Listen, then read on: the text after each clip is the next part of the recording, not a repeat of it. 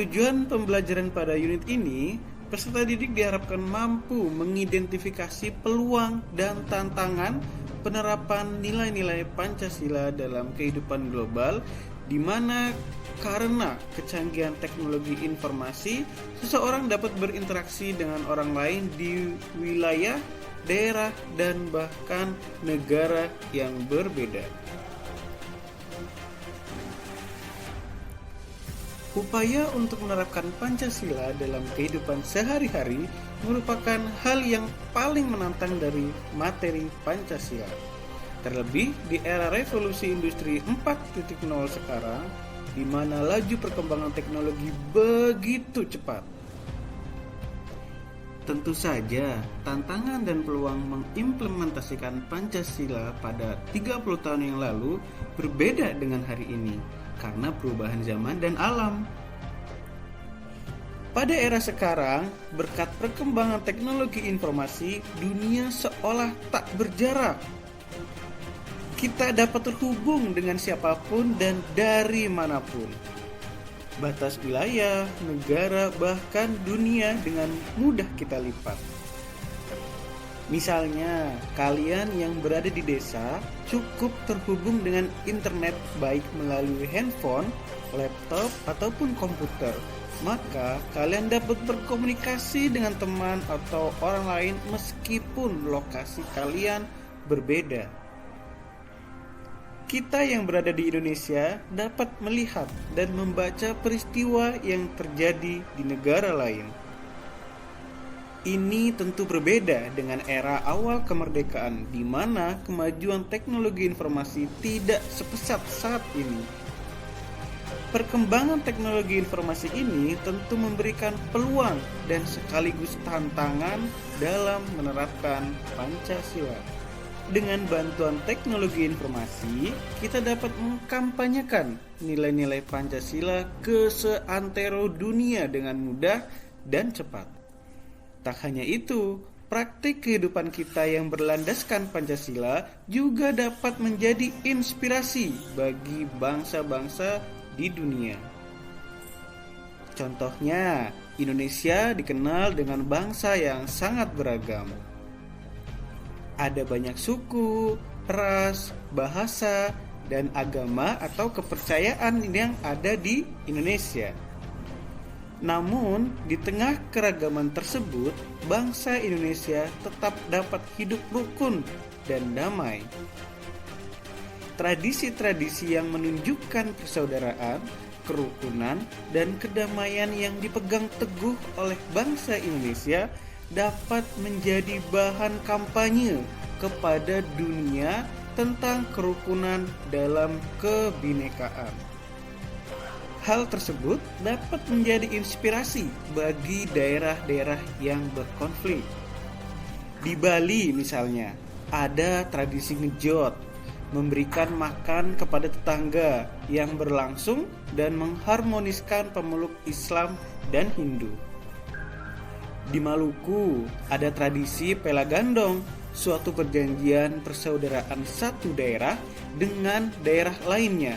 Sehingga ketika terikat dengan perjanjian persaudaraan, maka ia harus saling tolong-menolong, saling membantu, sekalipun di dalamnya berbeda agama. Di Papua, ada tradisi bakar batu yang dilakukan untuk mencari solusi saat terjadi konflik. Berbagai tradisi dan kearifan lokal yang dimiliki oleh bangsa Indonesia itu dapat disebarluaskan melalui teknologi informasi. Di balik peluang tersebut tersimpan juga tantangan yang tidak mudah. Karena teknologi informasi, kita dapat terpengaruh hal-hal buruk dari luar yang tidak sesuai dengan Pancasila dan tradisi kita. Karena teknologi informasi pula, hoaks dan ujaran kebencian menyebar sangat masif di media sosial. Tak jarang, informasi yang kita terima bukan saja tidak benar, tetapi juga seringkali merugikan. Dengan teknologi informasi pula, Ideologi-ideologi yang bertentangan dengan Pancasila dapat menyebar dengan cepat dan tentu berpengaruh terhadap kehidupan berbangsa. Ide-ide yang mengarah kepada radikalisme dan terorisme bertebaran di jagat maya dan dapat mempengaruhi kita. Dengan teknologi informasi, narkoba juga dapat menyebar dengan cepat hingga ke desa dan perkampungan. Berpancasila di era media sosial. Menurut data yang dirilis We Are Social tahun 2019, pengguna media sosial di Indonesia mencapai 150 juta atau sebesar 56% dari total populasi rakyat Indonesia. Dan setiap tahunnya, pengguna internet terus mengalami peningkatan yang signifikan. Sejumlah penelitian menyebutkan bahwa media sosial menjadi tempat penyebaran hoax yang sangat masif.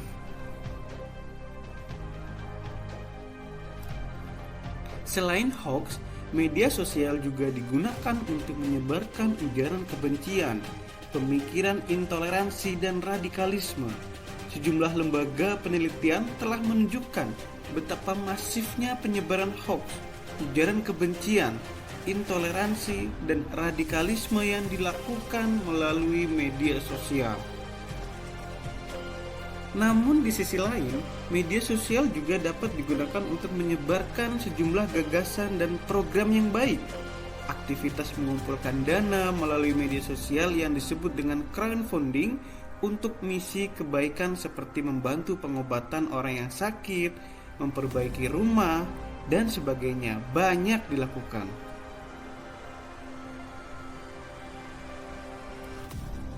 Kita dapat menyimpulkan bahwa media sosial itu bermata dua.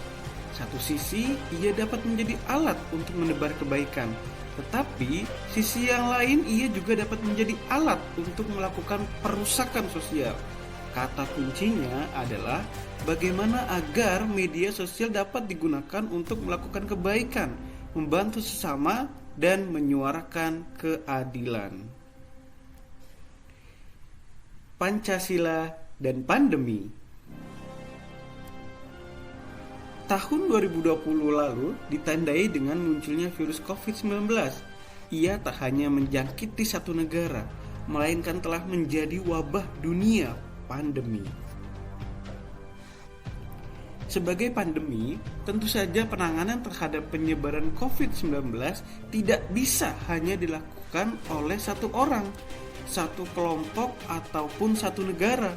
Penanganannya menuntut komitmen dan kerjasama lintas negara yang melibatkan seluruh warga negara yang ada di dunia.